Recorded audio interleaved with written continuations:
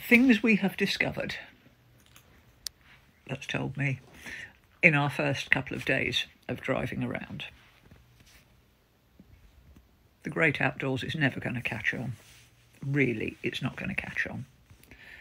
No, don't bother. Not worth it.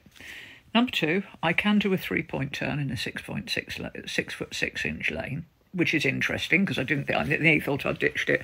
I went to take some towels to our local wildlife rescue. I've had them for ages. And I took them on the main road. That's fine. And I found it. Took me a bit. And then I thought, you know what? There's a parallel little bit. I'll tootle down there. It'll be nice. Find somewhere quiet. Let Holly out the car. On a lead, obviously. See if she prefers it when it's quieter. She doesn't. She really doesn't like this great outdoors nonsense. I don't think we're going to bother in future. I'll take her in the car. But, yeah. So anyway, did that, dropped them off, and I thought... And then it's one of those... I mean, obviously, those of you who know the area will know. It's just, parallel road and lots of little lanes. And virtually, you can't go wrong. You just kind of go back towards where I live and then hang a left and you'll get there somehow. So I went down and it's just like, oh, for God's sake, it's flooded. So I went through about a foot of water, just nice and steadily, and thought, OK, that's it.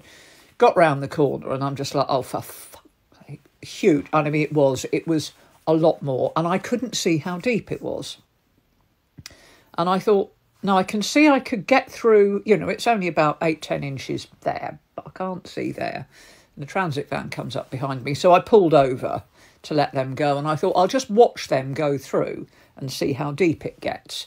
And sure enough, most of it I could have got through. And then at the end, there's obviously a little bit that I thought, I'm not chancing that. I mean, it probably would have been all right, but I'm not chancing that. I've only had the car a couple of days.